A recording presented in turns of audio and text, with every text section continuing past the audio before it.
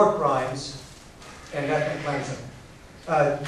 In fact, in late 2008, the American Israeli Public Affairs Committee, which many of you may know is the nucleus of the Israel lobby in the United States, the single most powerful political lobby in the US, declared that in 2009, the lobby was going to begin to target big state universities, especially the University of California. And I happen to be the first victim of this new campaign to target critics of Israeli state policy on big US state university campuses. The UCI 11 is nothing but one in a long list of these targets. I want to come back to all of this. I want to come back to my own experience and to this larger attack on academic freedom and on free speech and on the right to criticize the policies and the practices of the State of Israel. But first, what I want to do is put this campaign against me and against critics of Israel in the United States in a larger context. And then I'm going to come back by way of conclusion and talk about academic freedom, about free speech rights, about the right to dissent and the right to protest, which are under attack in US academia in these times of crisis and of polarization which we're living in. But first, I want to discuss two other things which will place this in the larger context. And I want to talk about the globalization of the Middle East, because really the globalization of the Middle East is fundamentally changing the social structure and the political economy of Israel, of its colonial project, and of the Israeli-Palestinian conflict. And if we can understand that, it's going to be a lot more clear why we're experiencing these things on our campuses. And then secondly, I want to look at what we've been referring to as the war of legitimacy, and how Israel has been losing the legitimacy war, and as a result, and in response to its increasing loss of the legitimacy of its project, it is stepping up attacks on its critics. Globalization, it seems a long way off from the attacks against me at UCSB or what happened with the Israeli ambassador here, but really the globalization is the broader context to understand what's going on here. And it's the broader context to understand the expansion of the Israeli occupation of Palestinian territories and the intensification of Israeli apartheid. You may recall that from 1990 to 2010, what's going on in the Middle East is a very rapid globalization of the entire region, and this also coincides with the Oslo peace process, and then the breakdown of the Oslo peace process. Following the breakdown of that process, or even in the midst of the process that's supposedly being implemented, we see an intensification of the occupation and of Israeli apartheid. And the big question is, how do we understand this? Well, we all denounce it. We know it's a violation of international law. We know it involves systematic violation of human rights. It involves what I've referred to, and I'm going to refer to later on, as really a structural, slow-motion genocide. But how do we explain it analytically? How do we explain it historically, this intensification? And I think it has to be explained in the context of globalization. I would affirm that Oslo was the political counterpart to the integration of the Middle East into global capitalism. And what's going on during this time, leading up to and the aftermath of Oslo is first the response of international elites to an upsurge of Palestinian resistance, and particularly the first Intifada. And secondly, transnational elites analyzed in the late 1980s and into the 1990s, and especially really after the Cold War, that you can't have a stable global economy in the midst of violence and instability. And so transnational elites set about to implement so-called conflict resolution all around the world, and in this context they turned their attention to Palestine, Israel. Conflicts have to be resolved so you can have a stable global capitalist economy in the 21st century. So here you have the rise of these projects of conflict resolution. And then we have Oslo. The Oslo Accords, you remember, are signed in 1993, and they involve the installation of the Palestinian Authority in parts of the occupied territory, really Bantustan-like autonomy.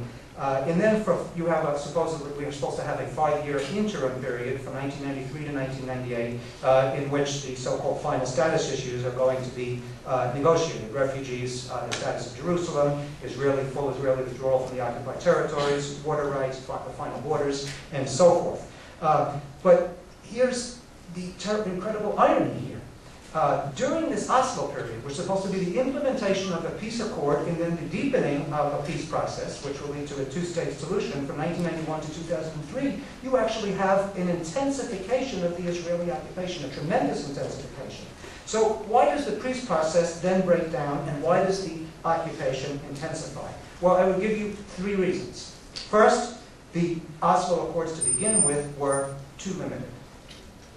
In my analysis, they were intended not to resolve the plight of the mass of the Palestinians and achieve social justice and international peace, but they were intended to integrate newly emerging, or to cultivate newly emerging Palestinian elites and integrate them into this emerging post-Cold War global order, not to resolve the plight of the Palestinian masses, which is the only thing that could bring peace to Palestine, Israel, and to the Middle East. But secondly, what's taking place here is the globalization of the Israeli economy based on a high-tech military security complex, and that comes to dominate Israeli politics and Israeli state conduct. And third, you have in the same period, from 1990 to 2010, you have massive transnational migration, well, all around the world, but particularly an influx of 1 million Jewish immigrants into Israel, and this undermines Israel's need for Palestinian labor, just at a time when there's supposed to be peace negotiations and a two-state resolution of the conflict. So here we can analyze here that there's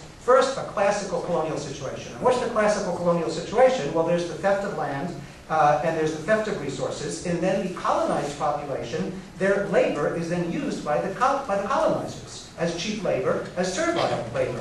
Well, this was the Israeli situation for several decades. But this classical colonial situation begins to change with globalization and with these 3 points that I just raised in the past 20 years. So the broader context then is that as globalization arrives in the Middle East, Israel is integrating into global capitalism on the basis of a high-tech war economy. Let's analyze this a little further. Since the mid-1980s, the Middle East is integrating into the global economy and society through the same processes we see in Latin America and Africa, now in the United States. The same processes of neoliberalism, of economic restructuring, of privatization, of IMF and World Bank austerity measures, and so forth. Again, this is taking place all over the world and is taking place in the Middle East from 1990s and on.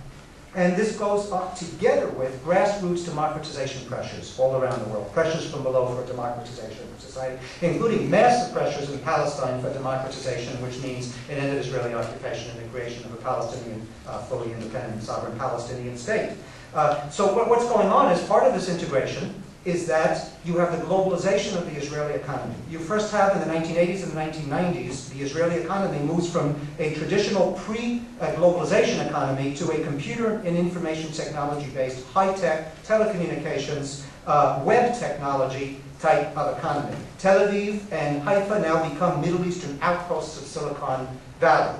And by 2000, in fact, 15% of the GDP of Israel and 1/2 of all exports from Israel is this high-tech computer and information technology. So that's a fundamental transformation of the Israeli economy in the 1990s. But then you have 9/11 and you have 2001 and on. And remember what happens in 2000. There's the dot-com bust and a major recession worldwide. It hits Israel very hard. It hits an economy which is now based on the dot-com complex very hard. So after 2001, there's a further shift in the Israeli economy to what I refer to as a bit of a tongue twister, but as to a global military security, industrial surveillance, counterterrorism, technologies complex. It's this economic complex and its political interests. And now that really becomes the core of the whole Israeli economy and the linkage of Israeli economy and society to the whole global economy and society. So that's the basis now for what's going to, the larger backdrop for what's going to take place in Israel and in the Middle East. Israeli technology firms pioneer what others have referred to as the homeland security industry. So in other words, you have the globalization of Israel via a high-tech militarized economy.